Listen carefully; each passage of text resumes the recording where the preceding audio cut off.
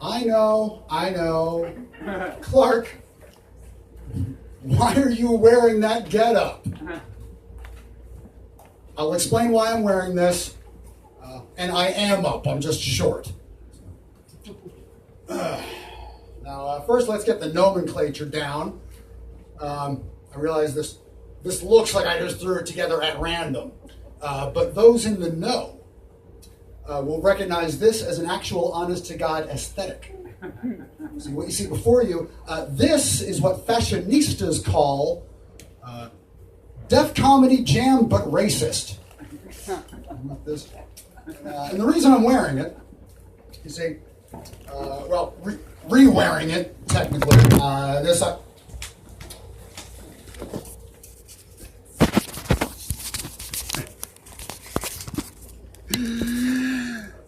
it's just not going to work out tonight, is it? It's just not going to work out. Yeah. Okay, you're good. Take two. No, it's fine. I can't duplicate that laughter. You know, that was a once in a lifetime. So, you mind checking that? Am I even remotely centered? Yes. Okay. Remote. I always get home and it's like my ear in the frame. So, now the reason I'm re-wearing this, I put this whole ensemble together at the thrift shop on Thursday afternoon, in anticipation of the night's festivities. And now it might not look expensive, but this whole shebang here, this cost me almost $10.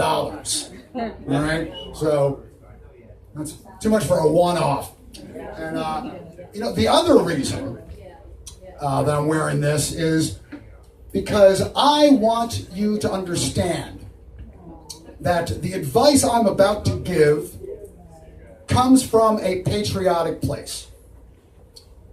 Now, if there are any Democratic bigwigs out there, I propose, going forward, how's about we schedule the big high-stakes political events for the week after our nation's birthday? We do that after. Because we need to do it the week before, you run the risk of casting a pall. Now, all that said, man, Independence Day 2024, huh? What a rager. You guys in town? You see the crowds out here? Man, it was, as the kids say, off the chain. Thinking about it, that's actually what the kids should say about Juneteenth. But regardless, that is how you throw a party. Right there. Man, that was a blowout. And hey, apropos of nothing, you guys remember back in like the late 80s, early 90s when gay men dying of AIDS, knowing that there was no federal help coming, would whip themselves up a suicide cocktail, have everyone over for one last big all-out bash, and then kill themselves? Yeah, I don't know why this July 4th made me think of that. Probably nothing. Forget I brought it up. I also have some advice for the more rank-and-file Democrats out there. And yes, this is the same advice I give everyone in every situation, but that doesn't make it wrong. For the love of God, log the hell off. Don't just sit around refreshing Twitter, driving yourself crazy. No good will come of it.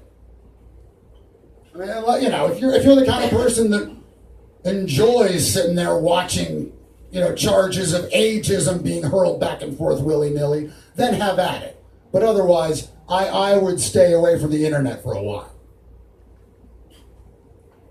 Ageism. Yeah, okay, you got me. I admit it. I hate age. And why wouldn't I, really? I mean, it turned the best president of my lifetime into a liability, and that's to say nothing of what it's done to my sperm count and tooth enamel. I'm not really complaining about the former. But, I chew more than biennially, so.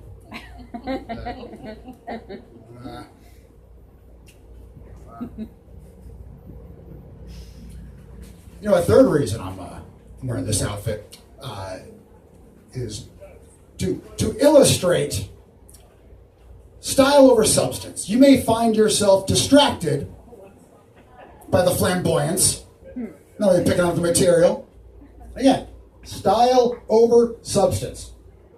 So, I mean, is it fair that the guy who saved the world has now put the American project in peril all over being bad on TV?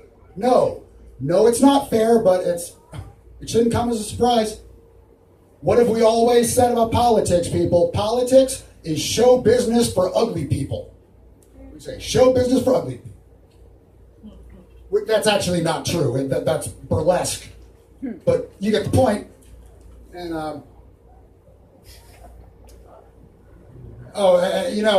now for obvious reasons, Vice President Kamala Harris is kind of taking the spotlight. And so if you insist on engaging in online discourse, here's another word you're going to have to look out for going forward. Misogynoir. Heard that one? I'm embarrassed just repeating it. Now, don't get me wrong. I do think we need a word, a single word, that describes that unique, compounded form of prejudice faced by African American women. But misogynoir, also, as the kids say, that ain't it, sis. No. Misogynoir is not a name you give to a particularly corrosive form of bigotry. That is a name you give to a goth My Little Pony.